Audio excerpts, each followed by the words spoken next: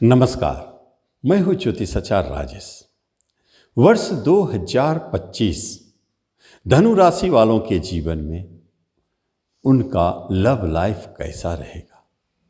क्या उनके नए प्रेम कोई उदय होंगे या नहीं तो आपके पूर्व के प्रेम प्रसंग चलते आ रहे हैं तो विवाह में बदलेंगे?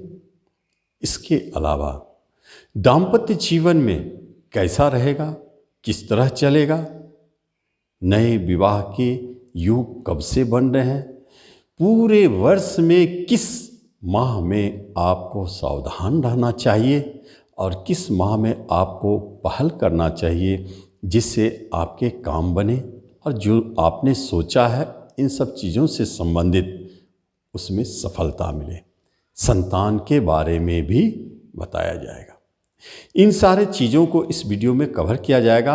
आप इस वीडियो पर बने रहें और आप पहली बार अगर इस वीडियो पे आ रहे हैं तो आपसे एक निवेदन है कि आप इसे जरूर सब्सक्राइब करें और बेल आइकन भी प्रेस करें। कोई भी परिवर्तन 2025 में अगर दिखाई देता है तो सबसे बड़ा परिवर्तन 29 मार्च 2025 को हो रहे हैं, जो शनिदेव अपने राशि बदलेंगे और मीन राशि में प्रवेश करेंगे। इसलिए 29 मार्च तक जो ग्रह बड़े राशिफल को दिखाते वो सारे के सारे जहाँ चल रहे थे वहीं रहेंगे। उनके नक्षत्रों में परिवर्तन हो सकते हैं लेकिन वह वहीं गोचर करेंगे। इसका प्रतिफल आपके ऊपर क्या दिखाई देगा? आप जनवरी से पहले किस तरह चल रहे थे? आपका प्रेम प्रसंग किस तरह था? उसमें नोकझोंक बनी हुई थी, उतार चढ़ाव चल रहा था या कहीं बात नहीं बन रही थी? तो ये सारे के सारे स्थिति इसी तरह आपको 29 मार्च तक ले चलना है।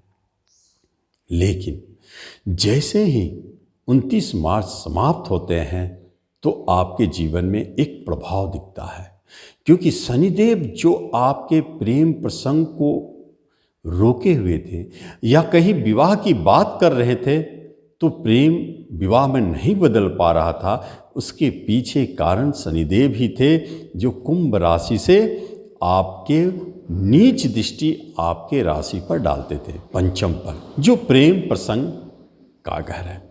इसलिए नीचता के कारण, कभी कभी कोई नीच हरकत के कारण 29 मार्च तक आपके जीवन में उतार चढ़ाव बना रहेगा। किसी तरह के झगड़े विवाद या अलगाव होने की स्थिति भी बनी रहेगी। लेकिन यदि आपने उसे 29 मार्च तक खींच लिया तो फिर क्या होगा? उसके बाद जब शनिदेव की वहाँ से दृष्टि हट जाते हैं और शनिदेव मीन राशि में जाते हैं तो वहाँ शनि और राहु का युति बन जाता है। तब कहीं न कहीं तो राहुदेव आपके शनि को कुछ न कुछ तो हवा देंगे, जिसका परिणाम यह होगा कि आपके प्रेम आपके घर तक पहुंच चुके होंगे। घर में प्रकाशित हुआ प्रेम प्रसंग झगड़े और विवाद को स्पष्ट दिखाई दे रहा है, क्योंकि यहीं पर शनि राहु का युति आपके घर पर ही बने हैं। तो ये विवाद कहाँ से उठ रहा है? ये विवाद यहाँ भी एक मुख्य कारण बनता है। ये स्थिति बने रहेंगे 18 मई 2025 तक। लेकिन 18 मई 2025 तक यदि आपने अपने प्रेम प्रसंग को बनाए रखा, थामे रखा, तो निश्चित तौर पर उसके बाद वह छूटने वाले नहीं है और वह आपके मन के अनुकूल चलेंगे। विवाह करना चाहेंगे, विवाह में भी बदलेंगे, क्योंकि गुरुदेव विवाह स्थान में ही प्रवेश कर चुके होंगे। तो जहाँ जहाँ आपके प्रेम प्रसंग विवाह में बदलने की चर्चा हो रही थी, दिक्कतें आ रही थी, वह अपने आप समाप्त हो जाएंगे। एक बात ये भी। दूसरी बात, इसी अवधि में नए प्रेम प्रसंग का जन्म भी होगा, जो 18 मई 2025 से दिसंबर 2025 के बीच में दिखाई देता है।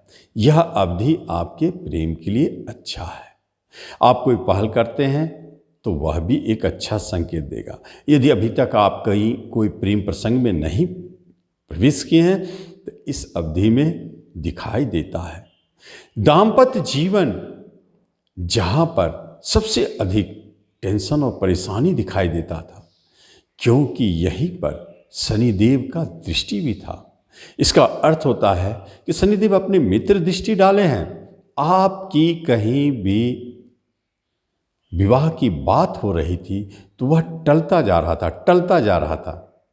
यकीन मानिए, यह टलता तो रहेगा, लेकिन एक खलबली मचने वाली है। आप अगर कोई ऐसा निर्णय ना ले 21 मार्च से लेकर 18 मई के बीच में, तो फिर जहाँ भी जो भी विवाह संबंधित बातें टल रहे थे, वह 18 मई के बाद अपने आप बनता दिखता है। निश्चित तौर पर उसके बाद आपकी विवाह उनसे होगी। और किसी भी तरह के जीवन साथी के साथ झगड़े, अलगाव होने की स्थिति, परेशानी, टेंशन कुछ भी दिखता था, वह भी अपने आप समाप्त होते हुए चले जाएंगे 18 मई 2025 के बाद। आपको प्रेम प्रसंग हो या दाम्पत्य जीवन हो, इस दोनों मैटर में आपको कोई भी निर्णय नहीं लेना चाहिए। 29 मार्च 2025 से 18 मई 2025 के बीच में आपको इसे सिर्फ देखना है, कोई एक्शन नहीं लेना है, कोई भी निर्णय नहीं लेना है, नहीं तो यह गलत साबित होगा। बाद में आपको पछताना पड़ेगा, चाहे वो आपके दाम्पत्य जीवन से जुड़े हो और चाहे प्रेम प्रसंग से। कोई डाइवर्स की बात हो रही तो इस अवधि में डाइवर्स नहीं चाहिए। अलगाव की बात हो रही तो थोड़ा सा वेट करें, यहाँ कोई निर्णय ना ले। ये निर्णय आपको गलत साबित होंगे, क्योंकि घर के अंदर में ये दोनों ग्रह काफ़ी उत्पात मचा रहे हैं। तो टेंशन तो वहीं से आता है। जब आप घर आते हैं, तनाव टेंशन में चले जाते हैं, घर के बाहर ठीक ठाक रहते हैं। इसलिए यहाँ आपको सूझबूझ से सोच समझकर 18 मई को पार होने देना है। ये महत्वपूर्ण बात है। विवाह के योग बने हैं, और जो धनु वाले विवाह योग हो चुके हैं, विवाह की बात चल रही है या नहीं भी चल रहे हैं, तो अचानक अगर योग्य हैं तो विवाह की बात बनेगी। और धनु वाले जो विवाह के योग्य हैं अब अविवाहित नहीं रहेंगे।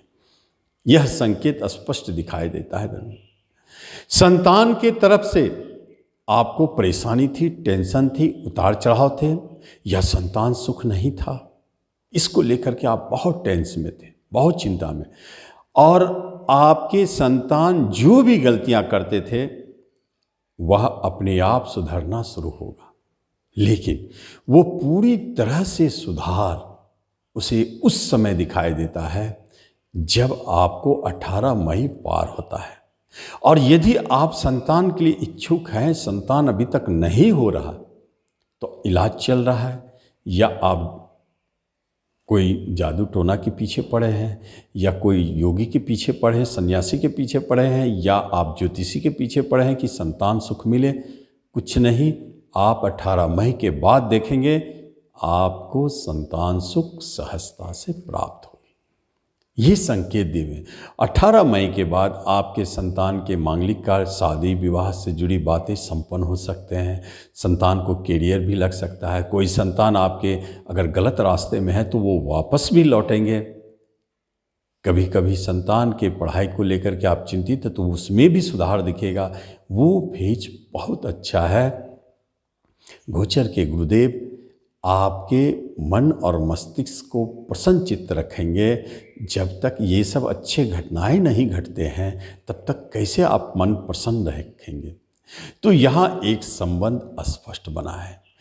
तो हम देखते हैं कि इस फेज में 21 मार्च से लेकर के 18 मई के बीच में आपको एक उपाय की जरूरत है, और वो उपाय है सबसे अच्छा, प्रतिदिन 7 बार हनुमान चालीसा पढ़ना या हनुमान जी को सुनना सबसे अच्छा रेमेडी है। क्योंकि शनि राहु एक साथ ही युति बनाए, इसे भंग करने के लिए द बेस्ट उपाय। तो जरूर आप इसका लाभ लें। धन्यवाद।